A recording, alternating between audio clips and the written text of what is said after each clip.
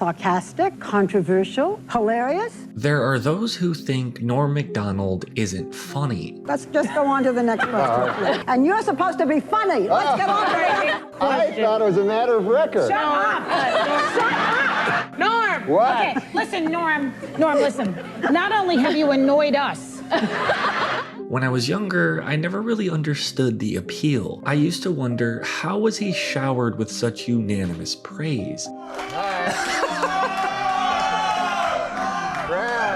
That happens wherever you go, right? Yeah, everybody yells. Like, that guy clearly, in the best way, didn't give a f***. He really cared about people and stuff, but like, he did what he wanted to do. It feels like you're losing a book that nobody has copies of. I mean, everyone from comedians to the vast majority of stand-up fans all absolutely adored the guy. But what exactly made him so unanimously loved? Norm Macdonald, everybody! And my God, he's certainly prolific. I've known people for years and years that didn't make me laugh as much as he did, so he's like a real special person.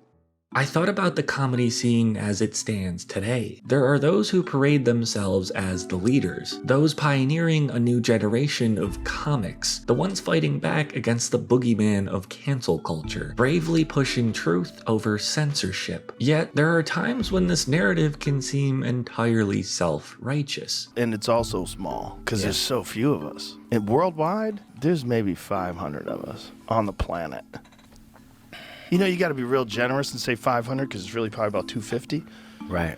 But legit comics, guys you want to hang out with, guys who are fun. Take this tweet by Whitney Cummings, which reads, "It's our job to be irreverent and dangerous, to question authority and take you through a spooky mental haunted house so you can arrive at your own conclusions." Mark Maron's response perfectly sums up what I believe the comedian's only job really is, to be funny. But who are we, right? We're the fans, we're the haters, the critics who don't understand real comedy. Or maybe it's not that. Maybe fame and wealth shines a light on who people really are. Every time we talk about like a watch or a car, I'll get a bunch of messages from losers. You're being bitter, you're being petty, you're insecure. You only have what you have because of fans, so don't talk about us like that. Yeah, but you're still a loser. Just know that it's your mindset and you're thinking like a fucking loser. Individuals who use cancel culture to deflect from poor moral judgment or character. When you believe yourself to be in a position of comedic or moral authority, self-awareness is often scarce. Schultz epiphanies are my favorite. Yo. He repeats a statement, he's like, That's crazy, though.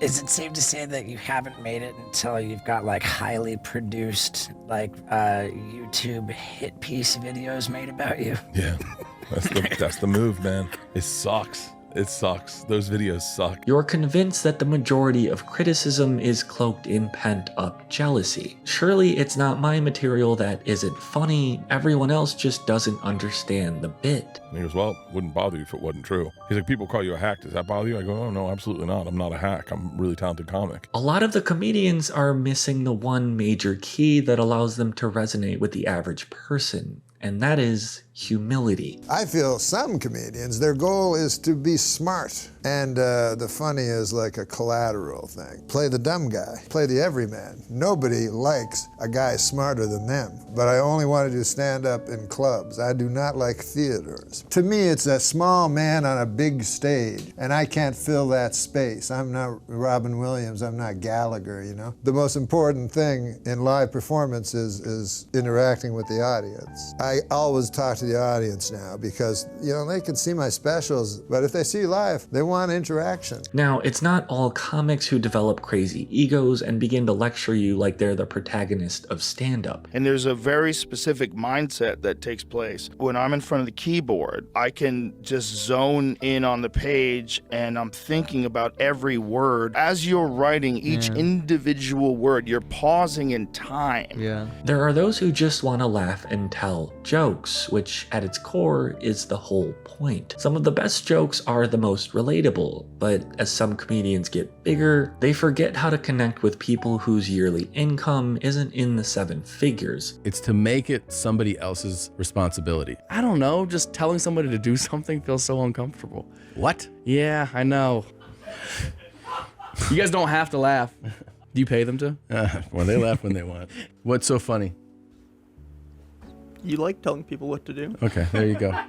Often changing over years to become either resentful to the craft or bitter towards the public. Then there are those who don't. Those who have maintained an honest approach to both themselves and their fans. It's weird for me to rail against cancel culture. And I don't want to be on the other side of it where it's like, I'm a free speech guy, I'm a f***ing this. It's like, dude, I don't want to be involved in any of this. I just want to do comedy. Those who have spent decades in the limelight and remained humble. Norm Macdonald is one of the best examples of this. He's always been painfully himself. And then I got a little teary. I choked up I didn't realize I was going to choke up. And then I certainly didn't realize I was going to tell him I love him. I said, I love you. I say in truth, I love you. There are those who say things to push back against censorship, whose speech and persona is curated to show that they're both edgy and advocates of free speech. If I have offended anyone, and I'm sure I have, then I don't apologize for it. Can I end my career in 8 words? What do you think? This next joke might get me cancelled. Norm is different. He tends to say whatever's on his mind. Oh, hey, you wouldn't believe it. Who got killed? The crocodile hunter. Please don't make me laugh at this. He was 44 years old. I'm like, that's a ripe old age for a crocodile hunter. He's not attempting to portray an edgy vibe, he's just being Norm. Comedy at the end of the day is subjective. You should be able to say whatever you want, you just have to make it funny. And in true Norm fashion, he'd often do exactly that. Oh, don't laugh at 9/11 again. I tried to tell him not to laugh. Adam. I know. I walked through blood and bones in the streets of Manhattan trying to find my brother. Jesus. Yeah, he was in northern Canada. Now, Norm is not exempt from using shock value to get a reaction from his audience. His podcast was scattered with moments where the guest would become visibly uncomfortable. You're doing this. This is your life. And don't call me again. I don't care about anything. You don't call me again. There's no last minute fill in. There's nothing. Thank God we're only reaching 50 people. Super Dave, I just wanted to tell you, Alfred the Great may well be the greatest monarch in the history of England. The worst? Richard the Goat. Here's the thing though, the guests often don't expect it. When Norm is presented with an opportunity to deviate from an expectation, he takes it. I feel comedy is surprise, right? Of course. That's the funniest thing, something they don't expect. If all these people came to see me to laugh and then they don't, that's a big surprise. Take the roast of Bob Saget. Everyone who came up to roast was savage and vulgar in their delivery. Jeff Garlin is a very fat Jeff's so fat, his last comedy special was shot in IMAX.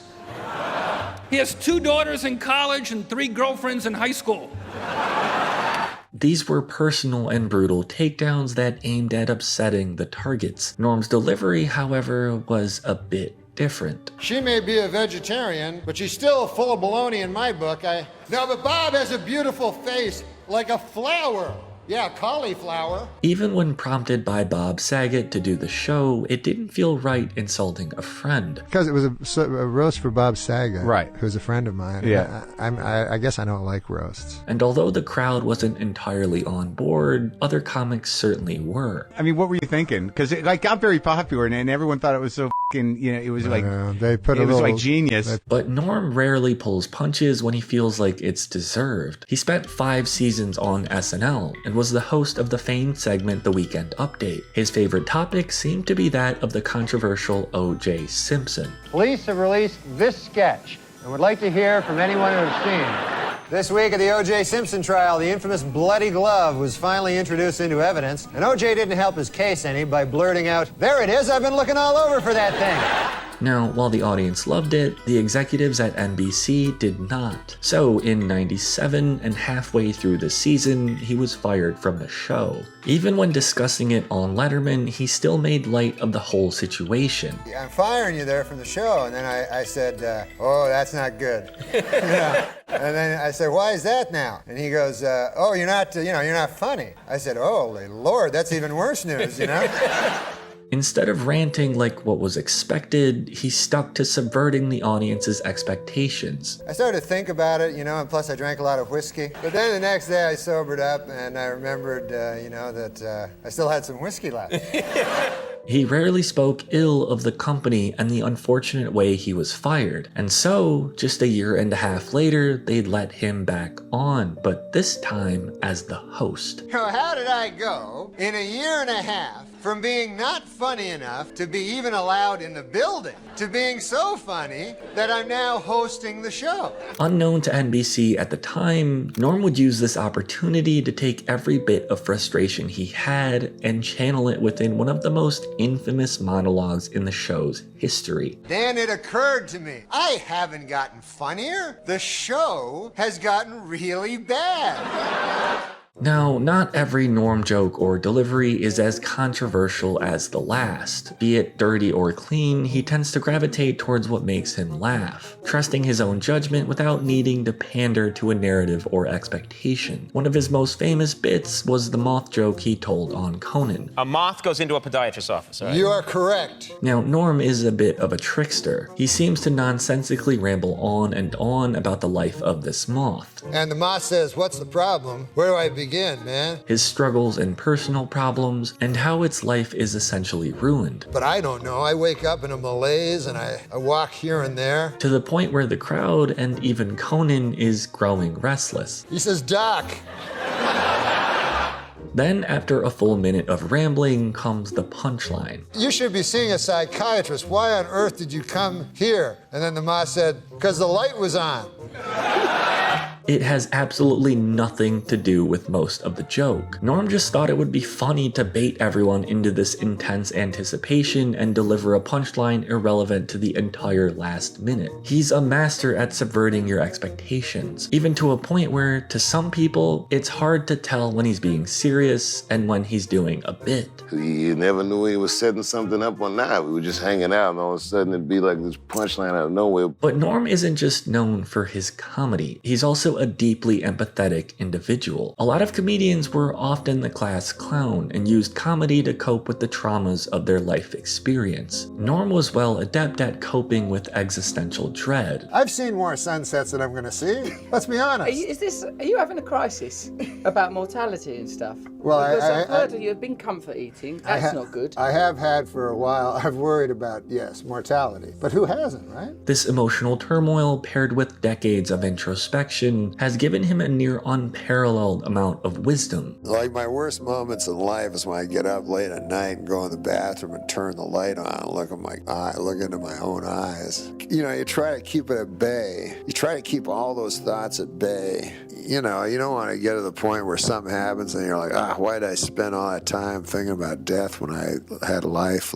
Yet, it never feels like you're being lectured. He always does his best to level with you. There's examples of this wisdom scattered everywhere. Take this Twitter exchange with Neil deGrasse Tyson. Neil is known for being annoying and at times off-putting about his scientific knowledge, tweeting, "The universe is blind to our sorrows and indifferent to our pains," then follows it up with a snarky, "Have a nice day." And true to his nature, Norm would respond, "Neil, there is a logic flaw in your little aphorism that seems quite telling. Since you and I are a part of the universe, then we would also be indifferent and uncaring. Perhaps you forgot, Neil, that we are not superior to the universe, but merely a fraction of it. Nice day, indeed. But don't take my word for it, just ask the greats." I've looked at the tape, I'm just laughing, he hasn't done anything yet. And then Norm, how are you? And he's like, bought a farm. Yeah. And I know immediately this is complete bullshit. And I'd say, well, But he's got a boyish charm when he laughs at his own jokes. Him laughing is amazing. There's something just joyful about watching it. Norm was not a perfect person, and he's been open about that time and time again. Like one time I went to a psychiatrist because I was gambling too much, and he told me,